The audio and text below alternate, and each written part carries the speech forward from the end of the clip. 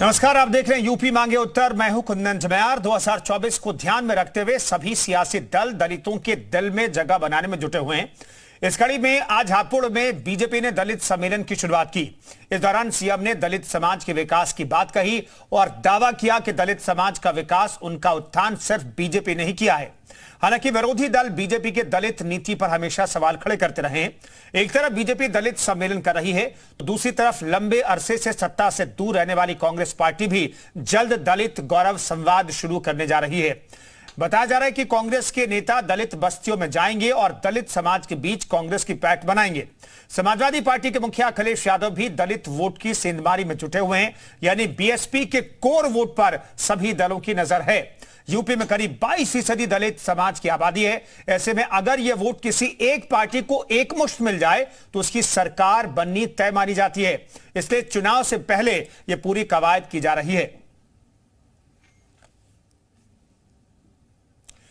तो ये पूरी कवायद दरअसल दलित वोट बैंक को हासिल करने की है। दरअसल बसपा जो है, बसपा का वोट बैंक टूटा है और इसलिए बसपा के बिखरते वोट बैंक पर सभी दलों की नजर है। एक रिपोर्ट आपको दिखाते हैं, फिर इस मसले पर चर्चा की शुरुआत करेंगे।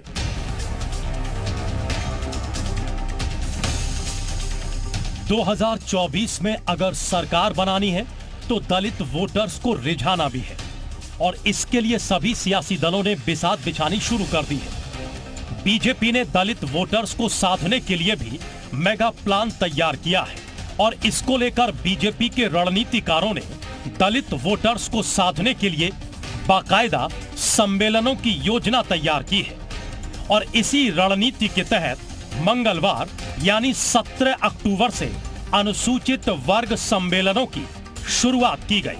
मुख्यमंत्री योगी आदित्यनाथ ने पश्चिमी यूपी से अपने प्रचार अभियान की शुरुआत की और सीएम योगी हापुड़ के अनुसूचित वर्ग सम्मेलन में शामिल होने पहुंचे। सीएम योगी के अलावा प्रदेश बीजेपी के अध्यक्ष भूपेंद्र चौधरी भी इस सम्मेलन का हिस्सा बने।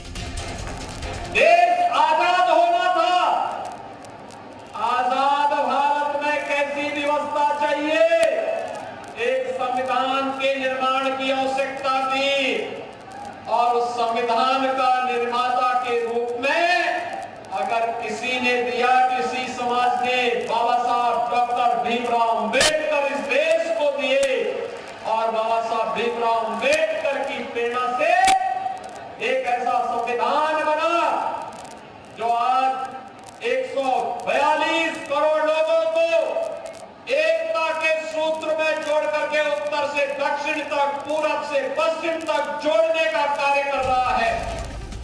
दरअसल बीजेपी की यह रणनीति है कि अनुसूचित वर्ग में इस बात का संदेश दिया जाए कि बीजेपी ने ही इस वर्ग के नेताओं को आगे बढ़ाया है। वहीं इन सम्मेलनों में खास तौर पर इस बात पर जोर रहेगा कि मोदी और योगी सरकार की योजनाओं से अनुसूचित वर्ग को लाभ मिले।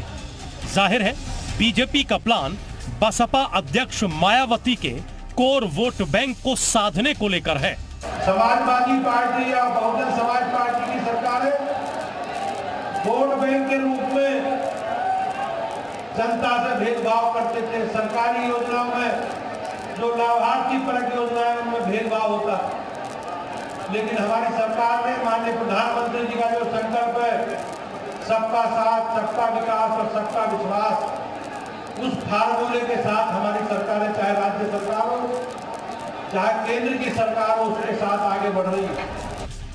लोकसभा चुनाव में उत्तर प्रदेश देश की दिशा को तय करता है क्योंकि सूबे में 80 लोकसभा की सीटें हैं, लेकिन यूपी साधने के लिए दलित वोटर्स को साधना भी जरूरी है और सियासी आंकड़े बताते हैं कि दलित वोटर्स ने जिस सियासी दल का साथ दिया, सत्ता के सिंहासन पर वही सवार हुआ। ब्यूरो रिपोर्ट, जी मीडिया। तो दलित वोट बैंक बेहद जरूरी है किसी भी पार्टी के लिए। तो इस पर चर्चा शुरू करें, इस मसले पर चर्चा शुरू करें उससे पहले आपको विपक्षी पार्टियों का दलित प्लान क्या है ये बताते हैं। दरअसल चुनाव आए हैं, इसलिए दलित समाज को सभी लुभाने की कोशिश कर रहे हैं। समाजवादी पार्टी की बात करें तो अखिलेश यादव ने दलितों को लुभाने की कोशिश में लगातार कई फैसले लिए। अखिलेश यादव ने कार्यकर्ताओं को निर्देश दिए, दलित समाज के बीच जाएं कार्यकर्ता, ये अखिलेश ने कहा है। दलित अभियान को तेज करने का आह्वान भी किया गया है। कांग्रेस की अगर हम बात करें तो दलित वोटर्स को जोड़ने की कवायद कांग्रेस की तरफ से भी शुरू की गई है। दलित गौरव संवाद शुरू करेगी कांग्रेस। 18 मंडल मुख्यालयों पर कार्यक्रमों को आयोजित करने का प्लान है। दलित बस्तियों में रात्रि चौपाल भी करेंगे कार्यकर्ता, रात्रि विश्राम करेंगे। बहुजन समाज पार्टी की बात करें, दरअसल कोर वोटर जो है दलित वोटर है इस पार्टी का। दलित वोटर्स में फिर से पैठ बनाने की कोशिश की जा रही है।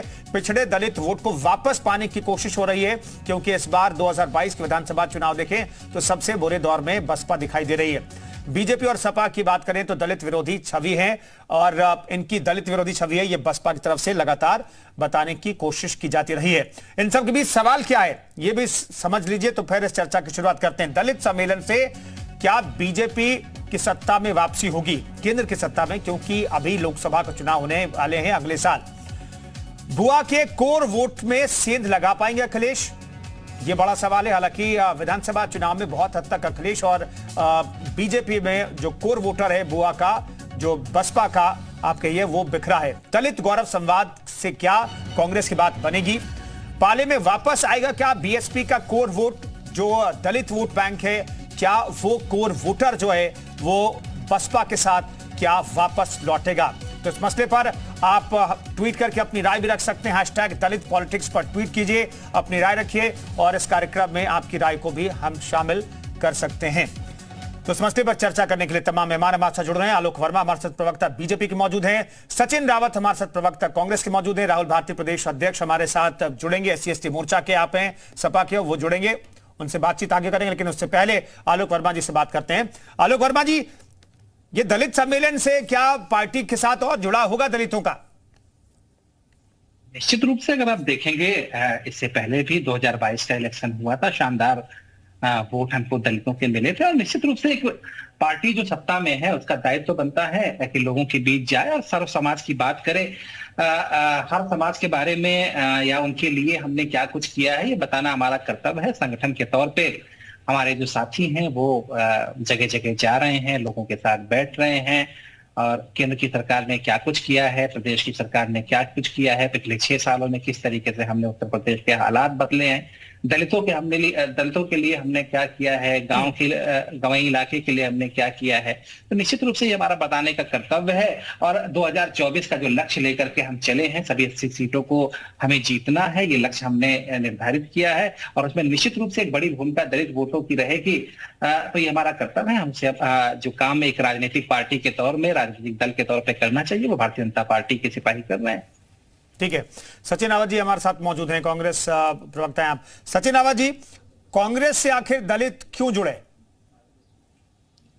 देखिए कुंदन जी, पिछले 30 सालों में जब तक कांग्रेस पार्टी की सरकार उत्तर प्रदेश में नहीं रही, आपने देखा होगा कि दलितों की स्थिति लगातार बद से बदतर होती चली गई उत्तर प्रदेश में। क्योंकि जिस तरह से दलित उत्पीड़न की घटनाएं पूरे उत्तर प्रदेश में सबसे ज्यादा होती हैं, एनसीआरबी के आंकड़े हैं कि दलितों पे और महिलाओं पे सबसे ज्यादा अपराध की श्रेणी उत्तर प्रदेश में बढ़ी, जिसमें से भारतीय जनता पार्टी के कार्यकाल में सबसे ज्यादा ये उत्पीड़न हुआ। और हम लोग जो दलित गौरव संवाद के जरिए जो दलितों के बीच जा करके बता सकते हैं कि उनके हक और हुकूक की अगर कोई लड़ाई लड़ सकता है वो है कांग्रेस पार्टी। उदाहरण के तौर पे जिस तरह से आपने देखा हाथरस में एक दलित परिवार की बेटी के साथ में दुष्कर्म हुआ, उसके बाद उसकी लाश को रातों रात जलवा दिया, और पूरी सरकार जो आरोपी थे उनके साथ खड़ी थी, जस्टिफाइड कर रही थी। श्री राहुल गांधी जी, श्रीमती प्रियंका गांधी जी ने संघर्ष किया था, सड़कों पे संघर्ष आपने देखा होगा।